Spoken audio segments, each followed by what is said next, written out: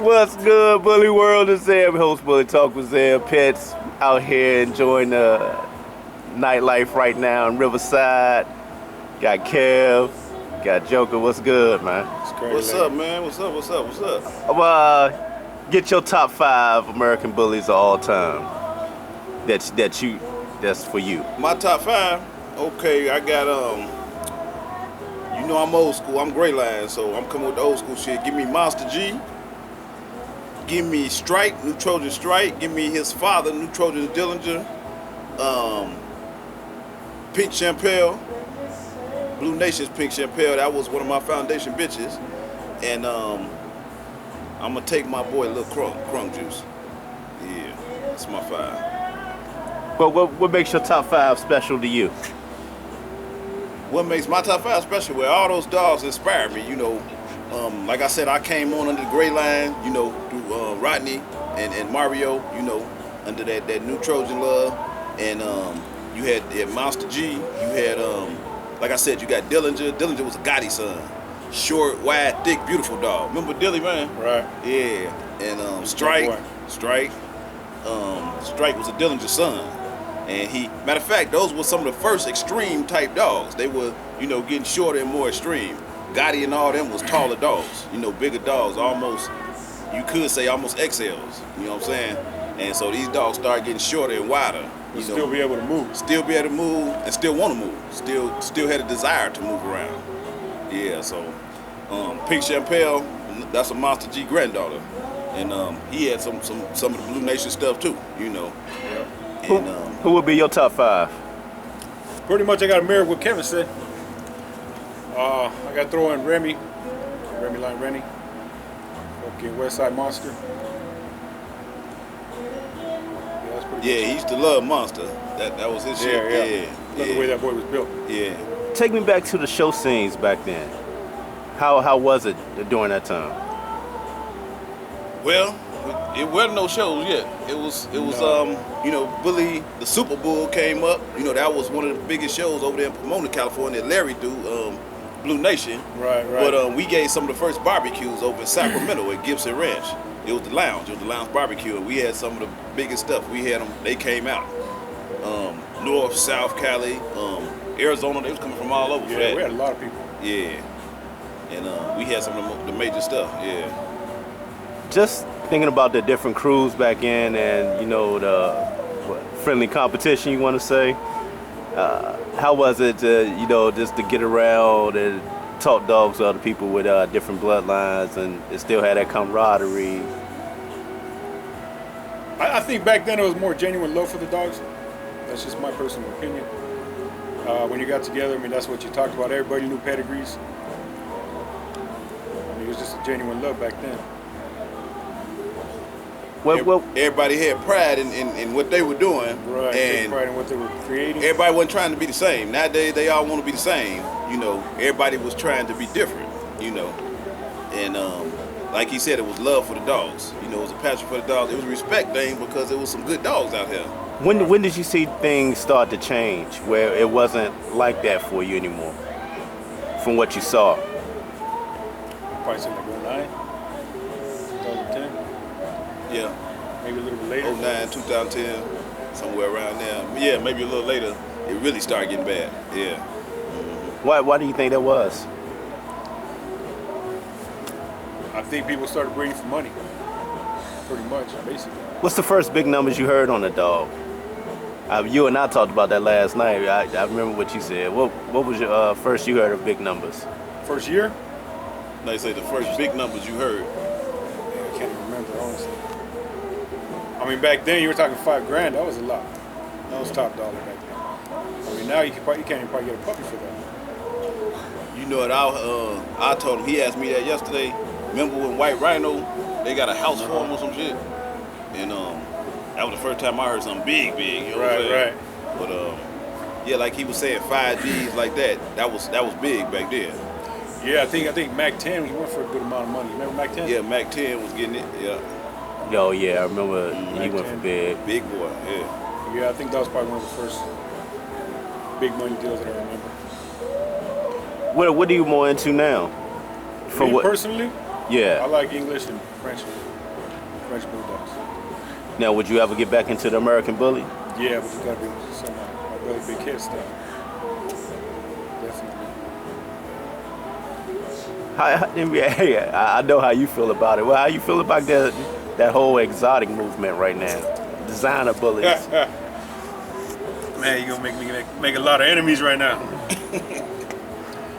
I think it's a lot of English and Frenchies.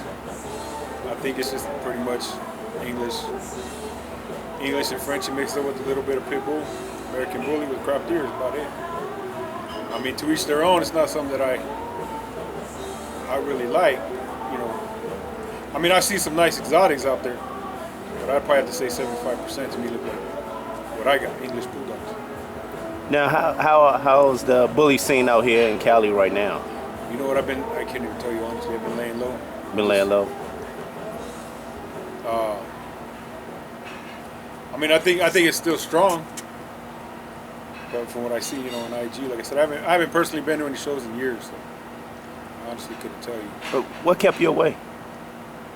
We gotta put that on camera. I just took a little vacation for a while. Yeah. Could you see yourself getting heavily back involved with the bullies? Just knowing how the different bloods you see today, like with the Dax blood. I don't know about heavily involved, but I mean, I can see something happening. Getting back to the way it was. You know what I mean? If we could do some shows like that, some collaborations like that, some dogs like that, dogs that can move. But I think there's something we could do. Just thinking back in time, what were some of the big collaborations that you was like, wow, I was really glad to be a part of that?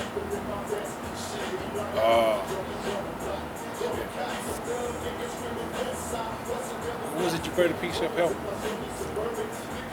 You talking about when she went to Corrupt or that day we hooked up? Yeah, Strike. Yeah. Strike. Yeah. That one, fucking Corrupt. Right. You had to put that picture. We were just talking about that.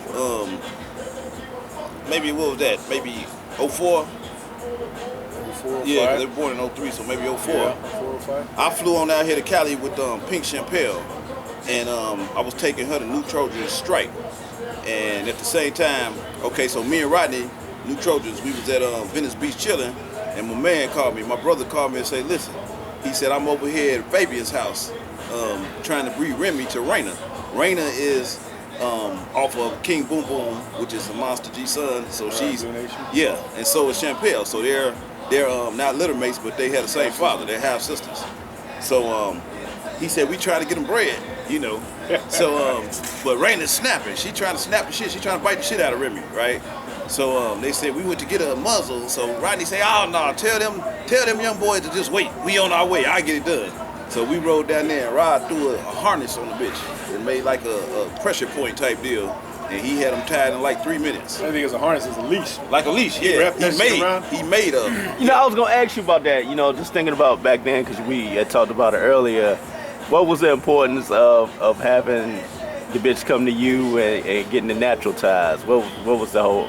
Well, we was, we was young breeders. We was getting started, and all this was new to us. We knew how to breed dogs, get them tied, get them bred. We didn't know about progesterone tests. There was no progesterone tests, no surgical AIs. Right. It was just. I'm sure they had that back then, but we came from the ground. You know what I'm saying? So we learned as we went. You know what I mean? But every breeding I did, I would fly out here with the bitch, bring her with me, and we get some ties done. That's how we did it back then. We were shipping dogs back then, not seeing them. Yeah.